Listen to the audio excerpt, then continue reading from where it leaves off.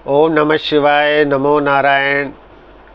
आप सभी प्रसन्न रहें, ऐसी प्रभु से मैं कामना करता हूँ। तो आज एक विषय है, वो ये है कि थोड़ा सा आपके साथ चर्चा करूँगा। तो वो विषय ये है कि जब हम आरती करते हैं तो उसमें कई बारी ये पंक्तियाँ बोलते हैं कि तन मन धन प्रभु सब कुछ तेरा, तेरा तुझको अर्पण क्या लागे मेरा, ओम जय जगदीश हरे। तो ये सर्वथा अनुचित ही लगता है मेरे को, क्योंकि मनुष्य के पास सबसे पहले तो इस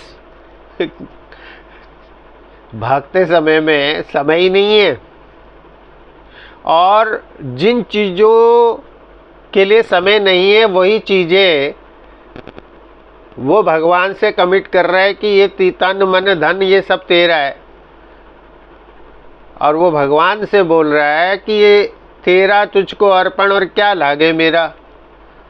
भाई ये तो एक तरीके का इतना बड़ा हास्यप्रद झूठ है कि जिस चीज़ के लिए वो सुबह से निकल रहा है शाम तक, यानी अर्थ पैसे के लिए, तो मैं वही बोल रहा हूँ कि आप भगवान आ गए और भगवान ने ये बोला कि बेटा ऐसा है कि देख, भगवान नारायण आ गए। अब नारायण जब मिल गए तो फिर तो किसी चीज़ की आवश्यकता नहीं है।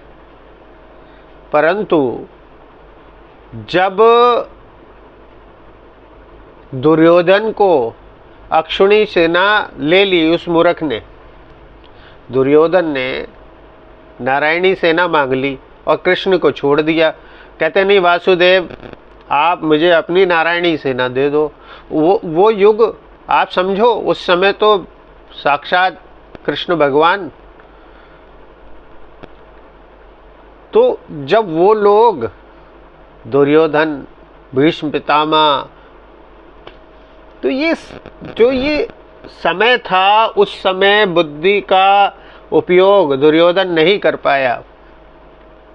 तो आज कलयुग में अगर भगवान आ गए और बोलते बेटा तू अपनी पूरी संपत्ति जो तूने अभी तक कमाई है वो सारी की सारी तू किसी वृद्धाश्रम में दान दे आ, क्योंकि अब तो मैं तेरे को मिल गया हूँ। अब तो साक्षात नारायण मिल गए हैं ना, वो जद्दोजहद तो खत्म हो गई ना। अब तो नारायण खुद कह रहे हैं कि मैं आ गया हूँ, तू मेरी आरती उतारता है। प्रभु कई बारी बड़ी बड़ी चर्चाएं छेड़ता है कि भगवान कब मिलेंगे।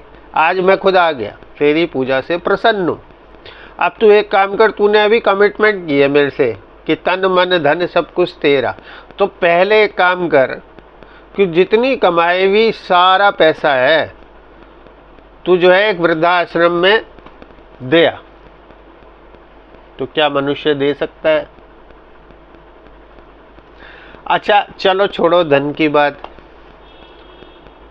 अब भगवान ये बोले कि तू एक काम कर, चल धन नहीं चाहिए, मैं आ गया हूँ। तू एक काम कर, अपने मन से, हृदय से सारे दिन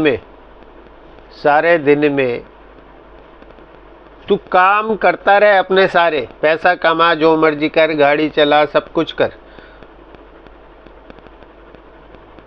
खा रहा है, पी रहा है, घूम रहा है, सब कुछ कर, पर हृदय में मेरे को रखते हुए बस अंदर एक चैंटिंग चलने दे, हरे कृष्ण कृष्ण कृष्ण हरे हरे, या फिर हरे राम राम राम, या कृष्ण कृष्ण।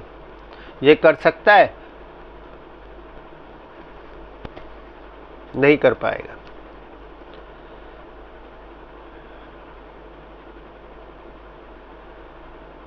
चलो ये भी विषय खत्म हुआ। अब भगवान कहते चल तू जो है धन नहीं दे रहा, मन भी नहीं दे पा रहा है। अब तन की बात आ जाती है, तो भगवान ही कहते हैं कि तू एक काम कर कि तू ना रोज मंदिर जाया कर, रोज बिना नागा किए, और मुझे कोई तेरे से पत्थर नहीं उठवाने। तू एक काम कर, बस रोज जा, रोज जाना है, मेरा मान रख। भगवान कहले मेरा मान रख, अब तो मैं आ गया हूं और तूने बोला है तन मन धन। तो अपने शरीर से थोड़ा सा तन से काम ले और रोज जा और किसी मंदिर में जो सफाई है ना, झाड़ू लगा के आ चल। रोज रोज 10 मिनट झाड़ू लगा के आ, पूरी जिंदगी देख। अब तो तुझे मैं मिल ही गया हूँ, अब तो साक्षात परब्रह्म वैकुंठ में आ गया हूँ। अहम ब्रह्मोस्मि, मैं ही आ गया हूँ। तो ये मैं लिख के दे सकता हूँ कि मनुष्य ऐसा भी नहीं करेगा, क्योंकि मनुष्य की कलयुग में ऐसी प्रवृत्ति हो चुकी है कि वो बोलने का तो बहुत कुछ बोलता है, चरितार्थ नहीं कर सकता।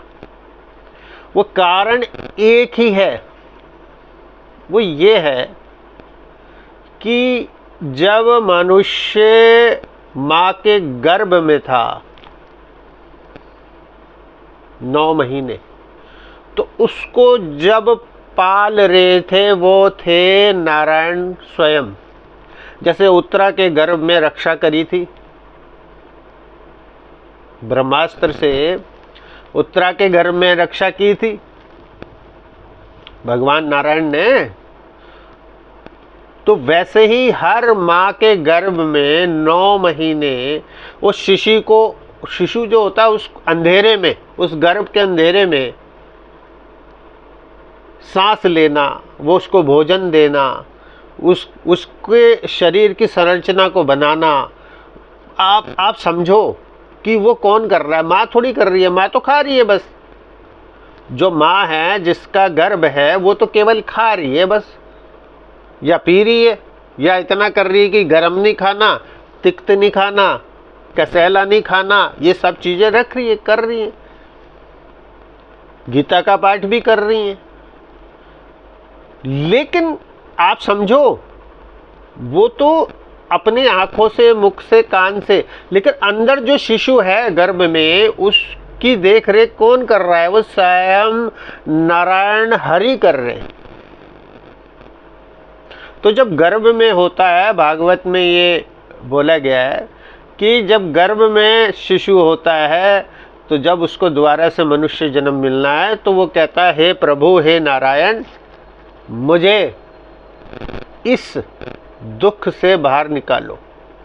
ये गर्भ के अंदर जो अंधेरा है, तो मैं घुट रहा हूं, मैं परेशान हूं, मुझे इससे बाहर निकालो। नारायण नारायण, वो मतलब थकता ही नहीं, भगवान का नाम लेते लेते थकता नहीं है। अंदर गर्भ में स्तुति चलती रहती है, हे प्रभु श्रीमन नारायण नारायण नारायण नारायण हरि हरि। मतलब भगवान को दुखी कर देता है। तो भगवान कहते हैं कि भाई ठीक है, तुझे मैं बाहर कर देता हूं, तू बाहर आ जाएगा इस युग में, कलयुग में। तो तू क्या करेगा बाहर आके? तो कहता है नारायण, मनुष्य का ध्यान सुनना, प्रवृत्ति क्या है। वो कहता है नारायण करना क्या है? मैं तो बाहर निकलते ही केवल आप ही का नाम जपूंगा। हरे कृष्ण गोविंद हरे मुरारी, हे नाथ नारायण वासुदेवा। केवल आप ही का नाम जपूंगा और कुछ तो मुझे आता ही नहीं है। आपने ज्ञान जो दिया है वो यही दिया है, उसके अलावा तो मुझे कुछ भी नहीं पता। अब आगे सुनिए। जब बच्चे का जन्म होता है,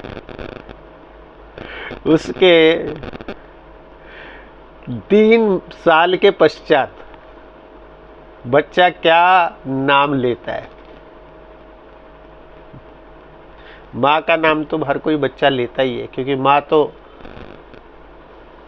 माँ ही है। परंतु बच्चा जो कमिटमेंट करके आया है गर्भ में, वो 3 साल में क्या नाम लेता है? CAT cat, RAT rat, DOG dog. समझ रहे आप? वो ये सीख रहा है तो मनुष्य की जो प्रवृत्ति है वो बहुत झोल है, बहुत झोल है।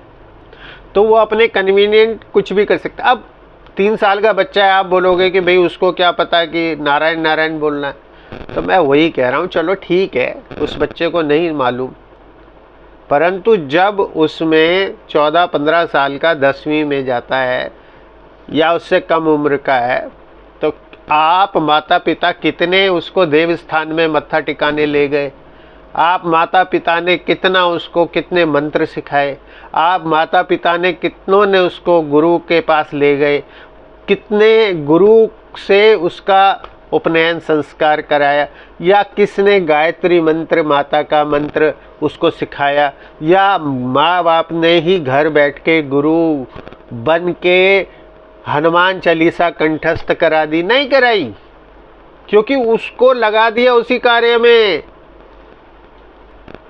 केवल एक कार्य, हाउ टू मेक मनी। तो इसमें गलती किसकी है, आप सोचिए। सोच समझकर आपको यही चाहिए कि वे प्रभु से वही कमिटमेंट कीजिए जो आप निभा सकते हैं। वस्तुतः भगवान को तो कुछ चाहिए ही नहीं, भगवान तो एक ही चीज़ के भूखे हैं, वो है भाव के। तो बाकी तो सब हमारी बेकार की बातें हैं, ये वो 56 भोग लाना फलाना ढिमकाना, वो तो वो भाव का भूखा है। प्रभु जो है भाव के भूखे हैं। तो उनसे फालतू कमिटमेंट ना हो, मेरा ऐसा अपना सोचना है। और अगर मैं कहीं से गलत हूँ तो उसके लिए मैं क्षमा प्रार्थी हूँ। तो खैर, आज का विषय मैं यहीं पर विराम करता हूँ। आप सबको पुनः राम राम, ओम नमः शिवाय।